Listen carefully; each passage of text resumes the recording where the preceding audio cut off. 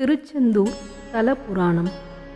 திருச்செந்தூர் செந்திலாண்டவர் கோவிலில் இருக்கும் மடப்பள்ளியில் நைவேத்தியம் தயாரிப்பதற்கு முதியவர் ஒருவரை ஆலயத்தார் பணியில் அமர்த்தியிருந்தார்கள். அவர் முருகன் மீது அதி தீவிரமான பக்தியை கொண்டவர். அவருடைய வயோதிகத்தின் காரணமாக அவருக்கு சரியான நேரத்தில் நைவேத்திய உணவுகளை தயாரிக்க இயலவில்லை.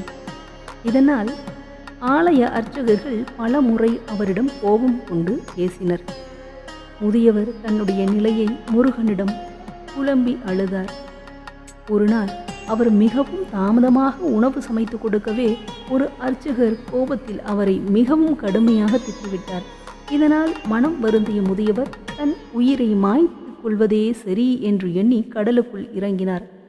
அவர் கடலினுள் செல்ல செல்ல நீர்மட்டம் கூடுதலாகாமல் அவரது முழங்கால் வரை மட்டுமே இருந்தது. அவரும் ஆழத்தை எதிர்பார்த்து சற்று தொலைவிற்கு நடந்து போனார். அப்போதும் முழங்காலுக்கு மேல் கடல் நீர் உயராமல் இருந்தது. எனினும் மேலும் மேலும் அவர் நடந்து கொண்டே இருந்தார்.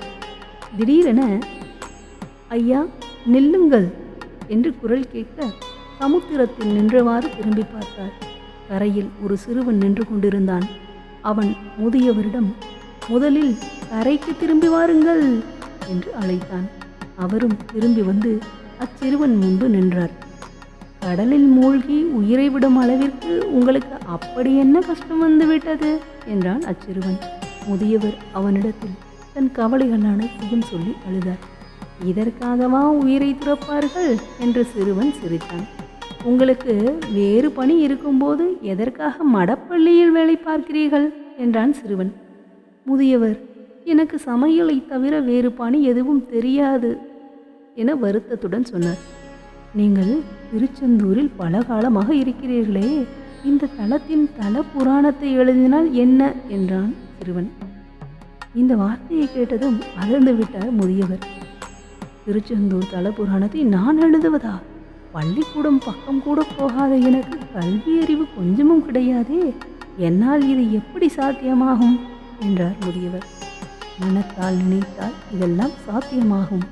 மேலும் நீங்கள் தான் தலபுராணத்தை எழுத வேண்டும் என்று செந்திலாண்டவனும் விரும்புகிறான்.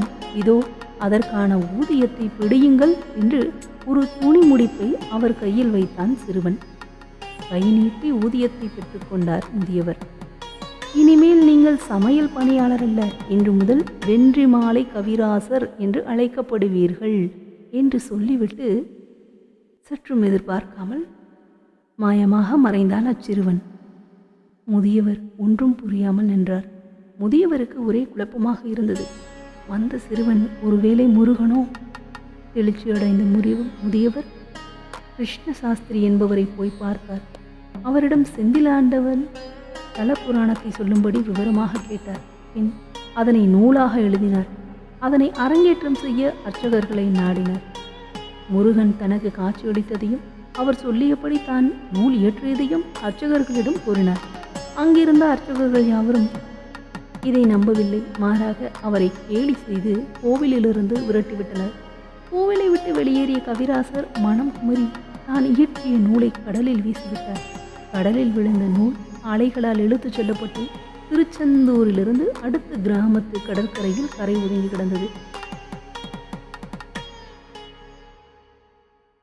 அடுத்த ஊரில் அங்கு வசித்து வந்த அறிஞர் ஒருவர் காலார கடற்கரையில் நடந்து வந்தபோது அவரின் கண்களில் இந்நூல் காணப்பட்டது. அதை எடுத்து பிரித்து படித்தார். வியப்படைந்து போனார். எவ்வளவு மகோத்மன்யமான இது! கடலில் கிடந்து கசங்குகிறதே என்று அந்நூலை செந்திலாண்டவன் கோயிலில் கொண்டு சென்று அர்ச்சகர்கள் முன்பு படித்து காட்டினார். நூலின் முடிவில் நூலில் எழுதியது வென்றி மாலை கவிராயர் என்று குறிப்பு இருந்ததை பார்த்து அர்ச்சகர்கள் அனைவரும் வியந்து போயினர். கவிராயரை தேடி கண்டுபிடித்து அழைத்து வந்தனர்.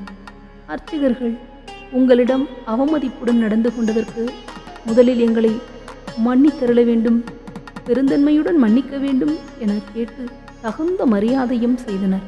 பின்பு செந்திலாண்டவர் முன்னிலையில் தல புராணத்தை அரங்கேற்றம் செய்யுமாறு கேட்டுக்கொண்டனர். தல புராண அரங்கேற்றமும் சிறப்பாக நடந்தது. படிக்காதவரையும் பாவலராக்கினான் செந்திலாண்டவன் முருகன். ஓம் முருகா.